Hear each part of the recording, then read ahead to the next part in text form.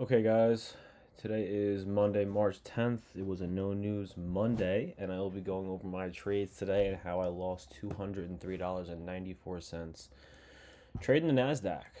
I only traded between 9:30 to 11. And I actually took, I think the first trade was on ES, if I'm not mistaken. Yeah, so first trade was on MES.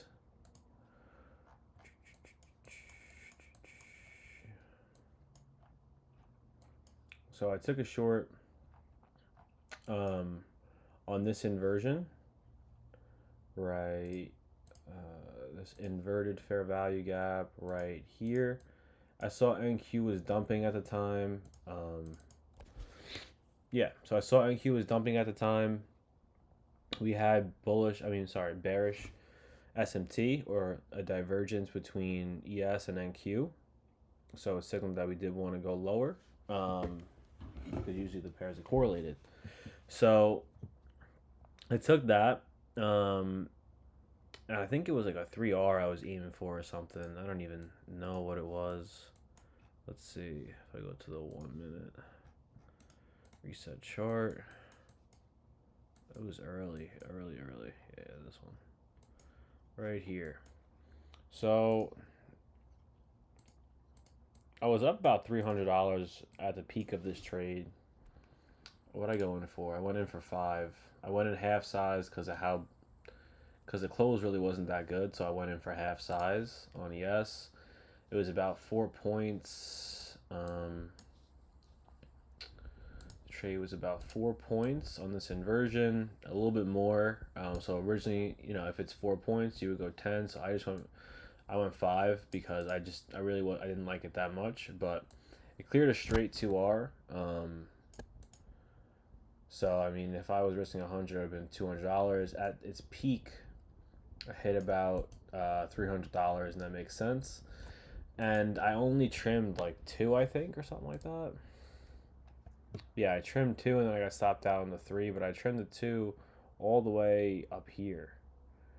And I probably should have just closed it and just called it a day because it was no news Monday, but I didn't. I took a partial. So I think the new rule is sticking to either a 2R or a 1.5R.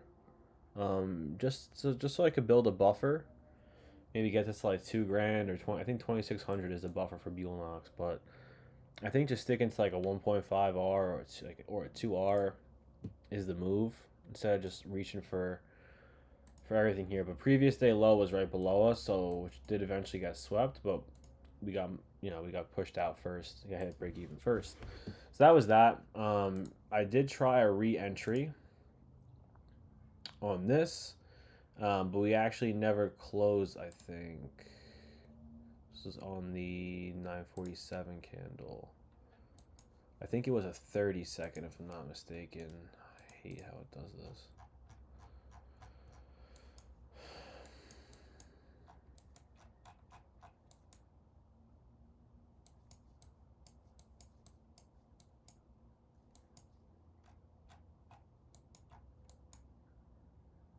It was a 2 minute. I'm not sure, but I did try re-entry, and it looks like I closed out pretty much break even. I think because we didn't close below, um, and then once we inverted this fair value gap, I tried a quick short, but I quickly went to break even because NQ was dumping and then created bullish SMT, a bullish divergence, meaning that price might want to go up. And that's what we did. We tapped into this fair value gap and then we started coming back down. Um, so I didn't really make anything off that either. If you go to MNQ,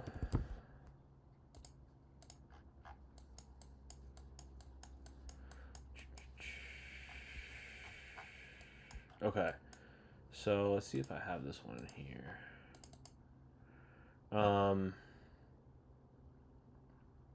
Yeah, this was the tough one. So I entered.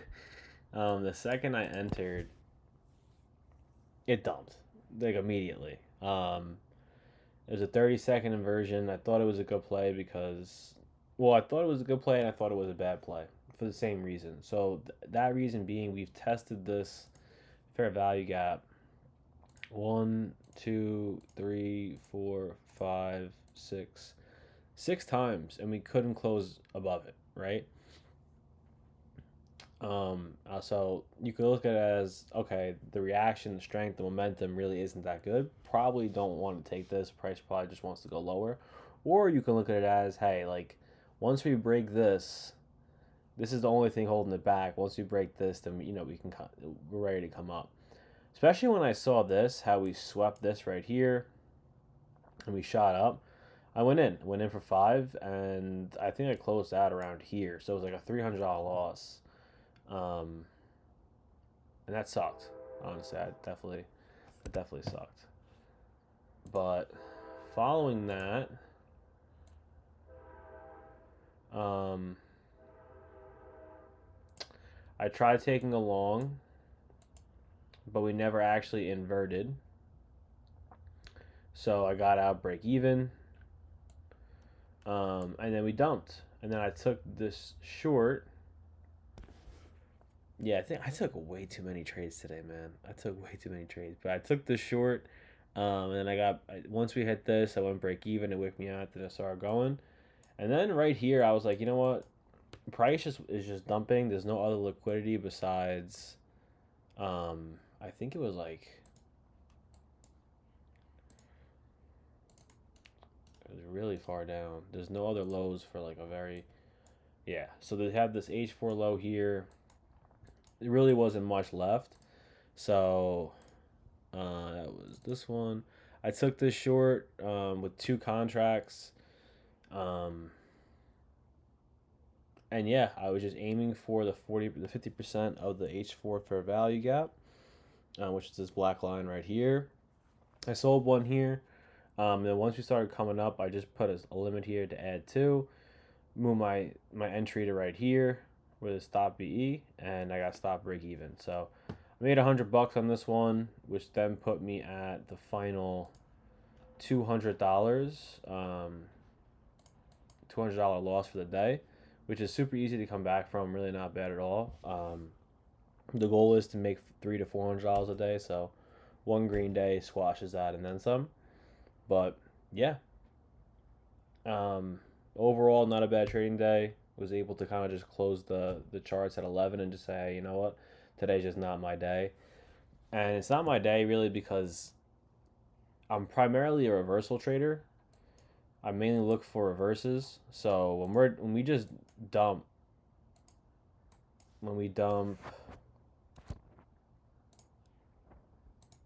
884 points in one day, it's difficult for me to find something good, right? Once in a while, you'll like if we sweep like a 4 hour low or like a 1 hour low, or if we tap into like a 4 hour fair value gap, I hit the 50% of that.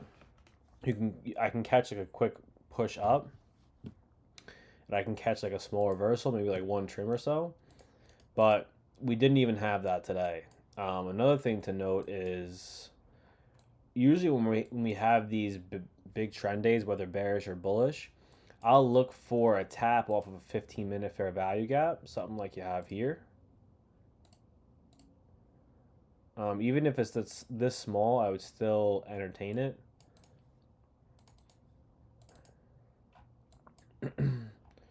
But so I would look for this tap right here, and then I would go down to a 1 minute or a 30-second or even a 2 minute. I would just go down and I would look for an entry model. And I think the 30-second gave a great entry model here. But the thing is, I was off the charts at 11, so I missed this. But I'm okay with it. But it was a really good here. So as you can see, we break into the fair value gap right here. And then the very first inversion was this 30-second. It was 9 points. But I mean, listen, great RR. If you put in your stop, even if you I like to put my stop at the highs here, or at least just give it a little bit of breathing room, especially when we have this gap here, because we might invalidate this inverted fair value gap, but price might still tap into this one right here that we created, right here, and still go down. So I would probably keep my stop right at the top of that candle. Excuse me. And then I would just target a straight 2R. and then maybe leave a runner for the outside here. So realistically, this trade would have caught 145 points, but I probably would have scaled out all of it, if not 90% of it, at 2R. But this would have gave a nice 5R. So yeah, I usually look for, on trend days, I'll usually look for that M15 tap. And if I had more time to trade today, I definitely would have snagged that. But yeah, it was kind of hard because we didn't really get any displacement. By displacement, I mean like fair value gaps. We didn't get any gaps lower until this last candle here at 10:30. And then we got a nice retracement. Price tapped into it and continued its capitulation to the downside. But yeah, a bit of a longer one, but all in all, not a bad day. Everyone loses. Everyone has red days, so it's just how you act on those red days that determine whether you're a profitable trader or not, from my understanding. So on to the next one. It's only Monday. We got 4 trading days left. And yeah, thanks for sticking around. If you're here for this long, please like, subscribe, comment. Let me know if you have anything that can maybe help my trading. I'll catch you tomorrow. Thanks.